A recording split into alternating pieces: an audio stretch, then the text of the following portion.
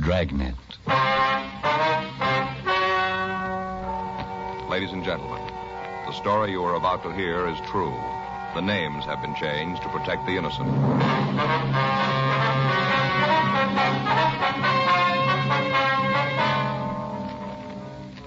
You're a detective sergeant. You're assigned a robbery detail. 3 hold-up men have robbed and beaten 2 supermarket operators in your city. You've got a good description of the thieves. Your job, get them.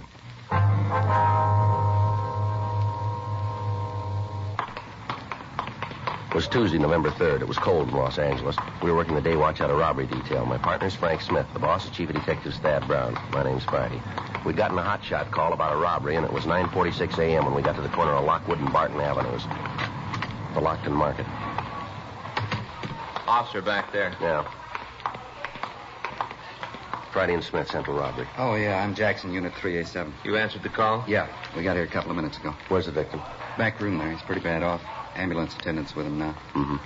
My partner's checking the neighborhood. If there's nothing you need me for, I'll give him a hand. Yeah, make a 211 report for you, Lee, will you? Right. Thank you.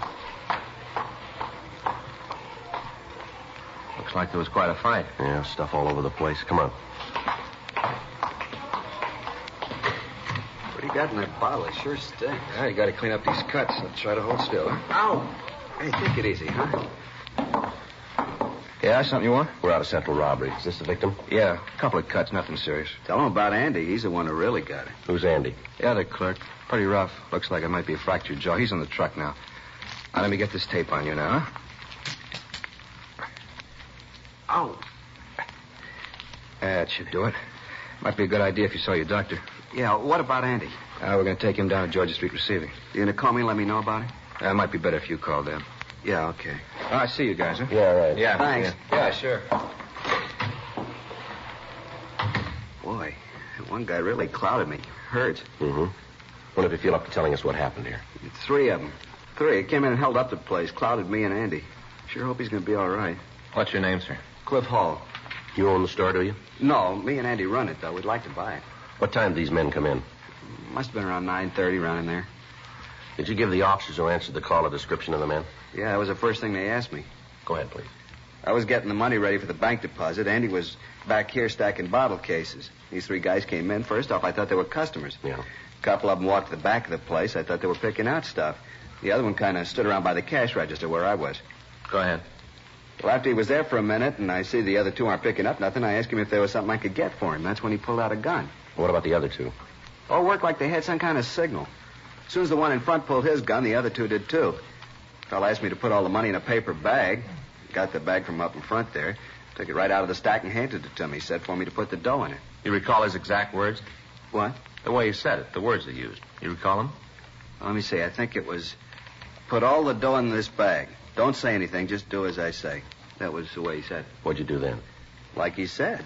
He had that gun pointed right at me. I could see the other 2 guys. I wasn't going to do anything but what he told me. I put the money in the bag. Mm-hmm. I thought they'd leave the place, but that's when Andy came out. I guess he wondered what the other 2 were after. You see, from where he was, he couldn't see the guns. Oh. He walked out to them, asked if there was anything special they were looking for. Mm-hmm. What happened then? Well, then he saw what was happening. Saw the guns, and he tried to throw the guys out. I don't know why he did it. Andy's like that. He gets an idea in his head, and there isn't anything that'll shake it loose. He tied into those 2 guys, almost had them whipped, too, even with the guns. The guy that was with me saw what was going on and yelled back at him, told him not to shoot. He ran back and laid his gun alongside Andy's head. Oh, clouded him right along in here. Mm-hmm. Andy dropped like a sack of potatoes, and the 3 guys ran out of the store. How much money did they get, you know? I hadn't finished up with a bank statement yet. I'd just be guessing, but I'd say about $8,000. Might run to 8.5, but that's about it. I see. Now, if you could just give us a description of the men. All 3 of them? If you could, yeah. The one who was with me must have been about 5'11", kind of dark-complected, had straight black hair.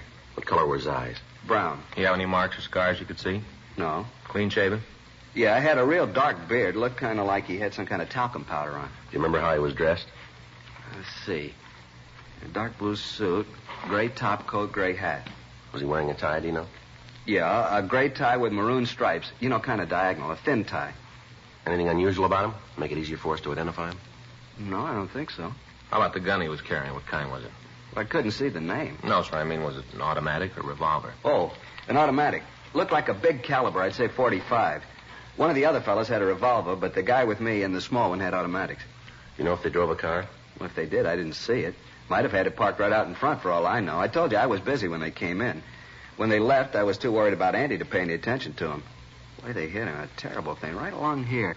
Oh, excuse me a minute. I got some aspirin here in the drawer. Yes, sir.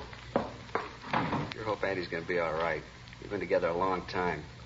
Can't get over that little guy, the one who hit me. I should have taken him. But the big one, he's tough looking, a real fighter. Well, this isn't going to help much. Huh? He's going to lose this one.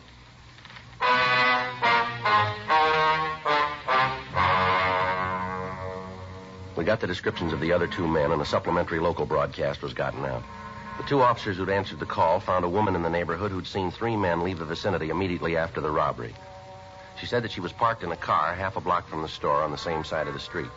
She explained that about 9:20 a.m., a car had pulled into a parking place in front of her. She'd seen 3 men leave the car and walk down the sidewalk in the direction of the Lockton Market. About 10 minutes later, the men came back to the car. They appeared to be in a hurry. One of the men was upset and arguing with the other 2. She told the officers that they'd gotten into the car and driven off toward Hollywood Boulevard. We asked her to describe the 3 men. The description she gave us matched the one we'd gotten of the thieves. She gave us a description of the car, and another supplementary broadcast was put out. We asked her to come down to the City Hall to go through the mug books to see if she could give us a positive identification. The report from Georgia Street Receiving Hospital indicated that the victim of the slugging, Andrew Rich, was suffering from a fractured jaw and a concussion. He was given emergency treatment and removed to the county hospital. The crime lab crew came out and they went over the store for physical evidence. They were able to lift 3 partial fingerprints from the counter next to the cash register. Dean Bergman and Leighton Prince explained that the partials were not enough for identification, but that if we apprehended the hold-up men, he'd be able to tell us if they'd left the impressions. 10:27 a.m. We took the victim, Clifford Hall, and the woman who'd seen the car to the mug room. They went through the mug books, but they were unable to come up with an identification. We had the stats office make a run on the M.O. They came back with a list of 17 names of men who at one time or another had used the same method of operation. The list was split, and Sergeants Meade and Leitner worked with us in checking the names out. Thursday, 3:48 p.m. Frank and I got to the 6th name on our list. Jerry Evanston, that right? Yeah. Sure dark in this hall. He ought to wash the windows, let some light in. Yeah, here we are.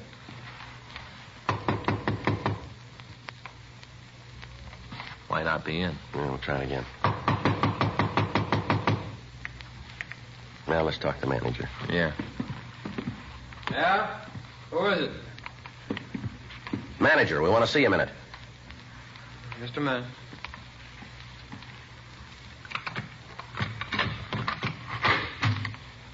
What do you want? I was asleep. Come on, Evanston, open up. Yeah, we can get out of here. Police officer. Come on. Watch it, Joe. All right. All right, come on, Evanston, get up. What are you doing? I'm clean. Look, you got no right to come busting in here like this. Yeah, you're so clean. What are you putting that trouble for? I got scared, that's all. I just got scared. Well, how'd you feel if somebody woke you up and then shoves their way into your room? You ain't going to stand around and just let them do it. He's clean, Joe. I told you that. Look, I got no trouble and I don't want none. You check with Galloway, he'll tell you. I'm home every night at 9 o'clock, every night. Where were you this morning? Huh? This morning, where were you? What time? You just tell us what you did, starting when you got up.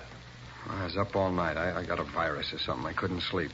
Take a look there in the dresser. You can see the stuff I've been taking. I haven't been out of this room, not for a couple of days. Can you prove that?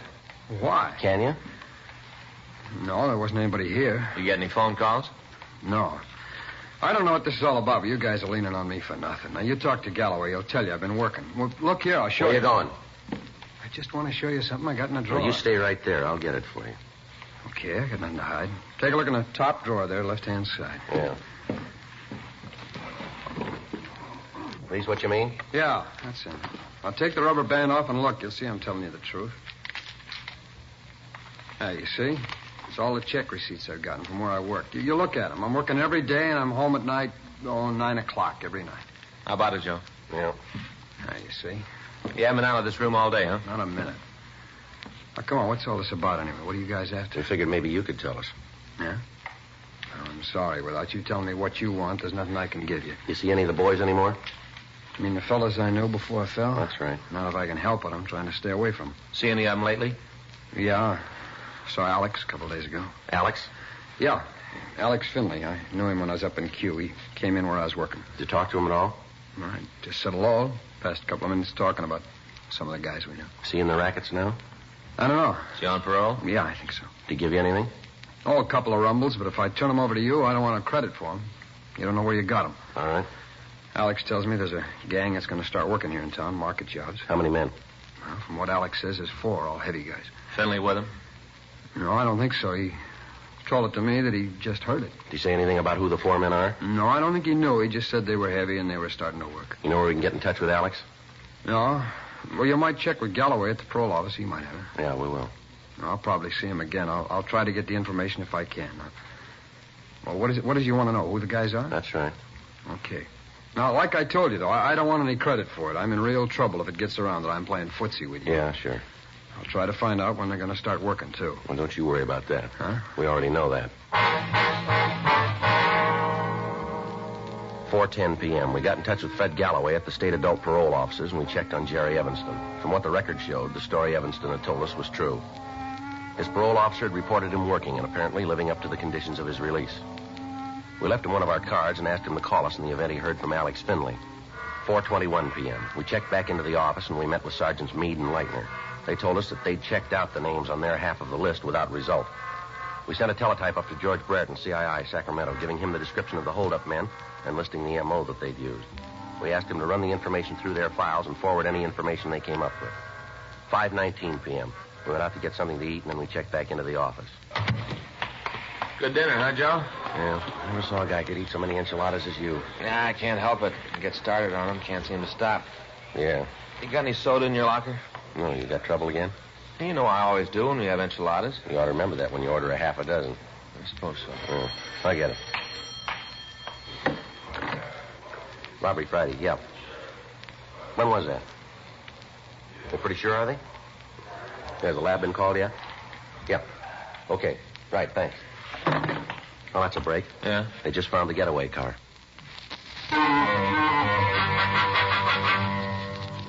6:47 p.m. We left the office and drove out to where the car had been found. It was parked on Lockwood Avenue, 5 blocks from the market that had been robbed.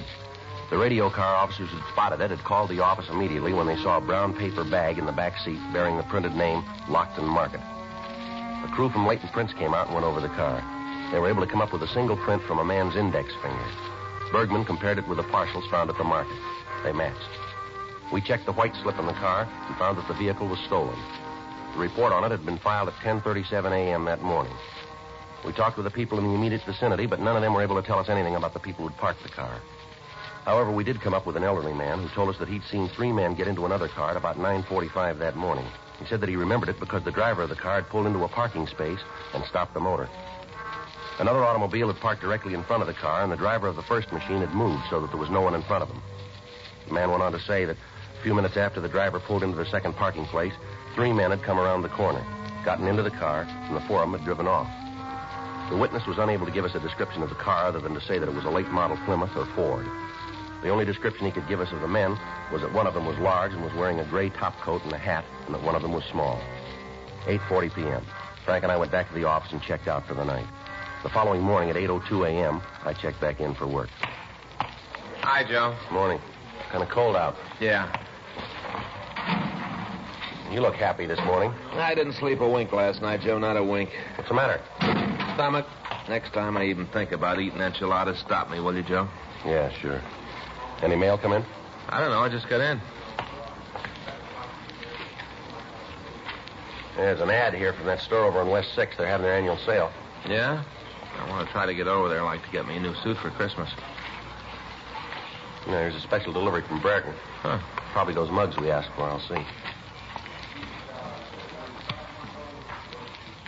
Yeah, there's 6 of them. You want to get in touch with Cliff Hall? We can drive over and have him take a look at them. Yeah. You got any other pictures? Yeah, we can mix them up. I'll call Hall. Okay.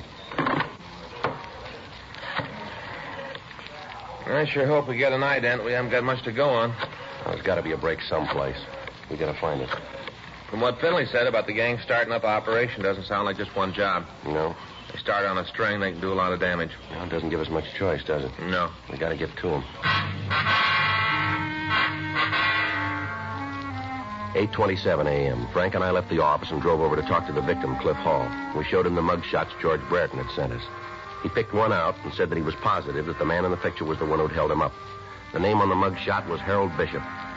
According to the record Brereton had sent us, Bishop had been convicted twice on violation of 211 PC, armed robbery. 9:20 a.m. We drove over to the county hospital and showed the pictures to the other victim, Andrew Rich. He picked the mugshot of Bishop as the suspect who'd robbed and beaten him. The notation on Bishop's picture gave us the information that he was on parole at the time. We returned to the office and put in a call to Fred Galloway at the State Adult Parole Office. Yeah, Fred, this is Joe Friday. Mm-hmm. Yeah, fine. We'd like some information on a Harold Bishop. San Francisco number 82609. 26, that's right. Male, white, Caucasian.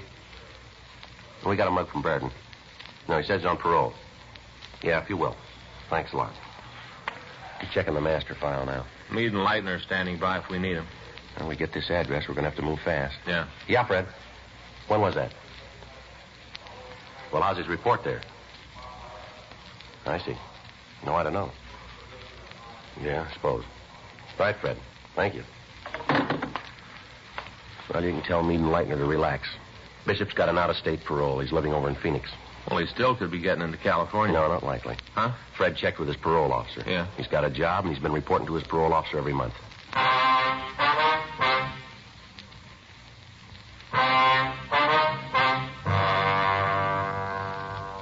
We asked Fred Galloway at the state parole office to contact Bishop's parole officer in Phoenix and check him closely.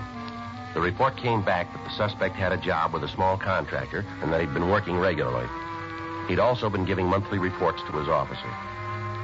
We'd had a suspect identified by two of his victims, and yet if the information we'd gotten was correct, it would have been a physical impossibility for him to have committed the robbery. We got a copy of his jacket and looked over his past record. We found that Bishop had been arrested for armed robbery the first time 18 years previously. He'd been brought to trial and acquitted.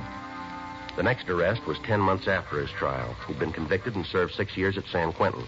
He'd been released, and within 6 months, Bishop had been picked up again. This time, he was sent to Folsom Penitentiary. While he was there, he appeared to be a model prisoner, and after serving 4.5 years, he'd been placed on parole. After leaving the prison, he'd requested and he'd been granted an out-of-state leave. In checking Bishop's M.O., we found that it matched exactly that of the thieves who'd held up the Lockton Market. The time of approach was the same. The number of men used was the same. The method of leaving the scene was exact. We had a suspect, and yet he couldn't have committed the crime. 3 weeks passed. On Saturday, November 26th, the thieves hit again. In checking with the victims, they identified the mugshot of Bishop.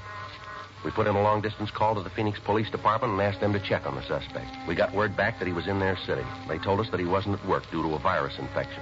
They went on to say that they'd checked with his landlady and that she'd told them that Bishop hadn't left his apartment at all on the day of the theft. Monday, November 28th, we got our first break in the case. I'll get it. Robbery, Smith. Yeah. Oh, yeah, Jerry. Uh-huh. You sure about that? Where? Uh-huh. How about the rest of them? Yeah, just a minute. Toss me that pad, will you, Yeah, Joe? here you go. Okay, Jerry. Go ahead. Yeah. Mm-hmm. How do you spell it? L-A? L-E-A-H-Y? Uh-huh, I got it. Mm-hmm. You know the address? Yeah. Okay, thanks, Jerry. We'll get in touch with you. Right. Jerry Evanston, remember the guy we talked to over on South 7th? Yeah? Well, the way he tells it, we aren't too far off. How do you mean? He saw Bishop in town last Saturday.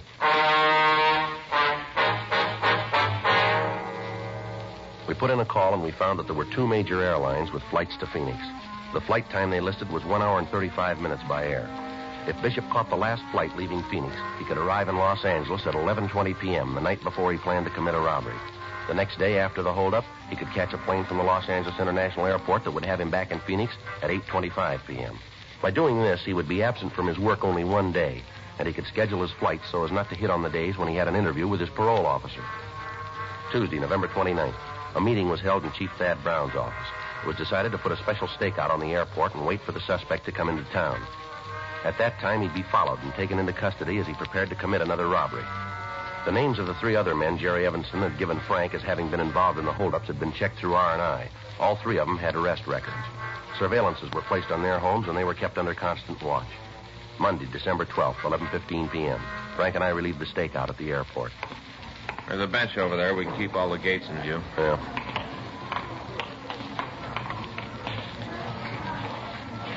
Wonder when he's going to hit again. I don't know. The last couple of weeks have sure dragged by, haven't they? Yeah. Anything on the other 3 guys? Well, I talked to Pinky Meade this morning. He and Leitner are staked out at Leahy's apartment. How they doing? Nothing. They're parking the car down the street. From what they say, Leahy's like a clock. He comes in at 5 a.m., leaves at 9 p.m. every day. You got a cigarette? Yeah. Here you go. Thanks. Joe. Yeah. That's Bishop. Let's let him get outside. Yeah. Wonder if he's got any luggage. Well, they bring it up outside. We can wait for him there. All right, come on.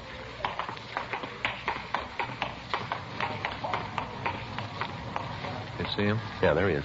Getting into that cab. Come on.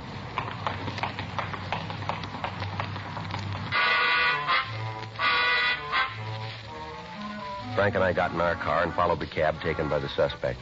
We followed him out of the airport grounds and then up La Brea Avenue. The cab turned right on Washington Boulevard and headed for downtown Los Angeles. We pulled up to a stoplight. Still got him? Yeah, he's still up ahead, in front of that blue Mercury. See him? Yeah. You got the number of the cab? Mm-hmm. 2974. There's the light. All right, let's go.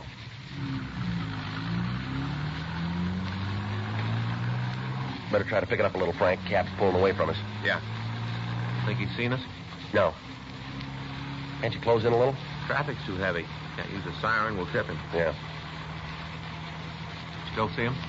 Yeah. There's a break. Guy ahead's making a right turn. Now we're right behind the cab. Yeah. I'll close in now. Good. Watch it, Frank. That guy pulling out of the alley. Hold on.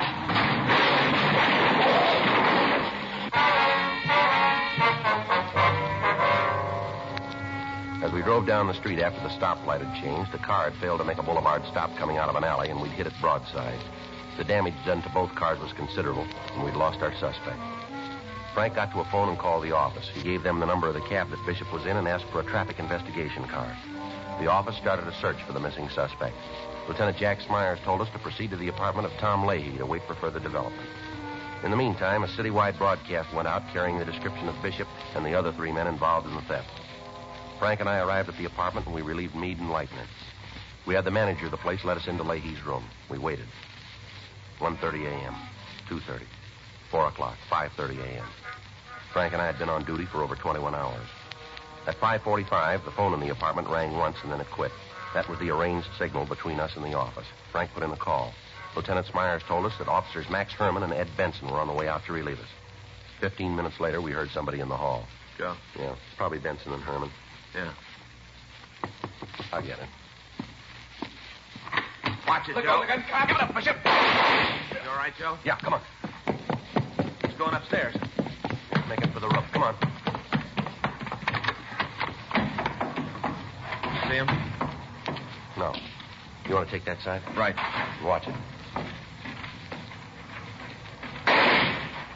Behind the elevator shaft, Joe. Yeah, I see him. Get away from me, cop. You're in trouble, Bishop. Don't build any more for yourself. I got nothing to lose. They nail me again. I'll be up at the joint for life. Don't cost no more to kill you. There's no way off this roof, Bishop. Throw that gun out here and you follow it. You're out of your mind, cop. Give it up, Bishop. Now, come on, throw that gun out. I'm going out, cop. You try to stop me, I'll blow your head off.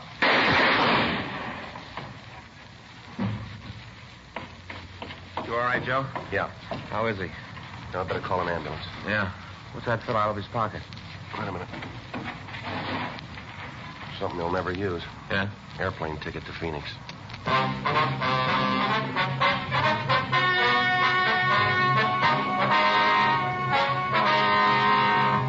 Albert Martin Kruger, Harold Nelson Bishop, Thomas Nagel Leahy, and Charles Everett Lee were taken into custody and brought to trial for 2 counts of robbery in the first degree. They were convicted and received sentence as prescribed by law. Robbery in the first degree is punishable by imprisonment in the state penitentiary for a period of not less than 5 years. Because of his previous record, Thomas Nagel Leahy was given the maximum sentence and is now serving life imprisonment in the state penitentiary, Folsom, California. Dragnet is a presentation of the United States Armed Forces Radio Service.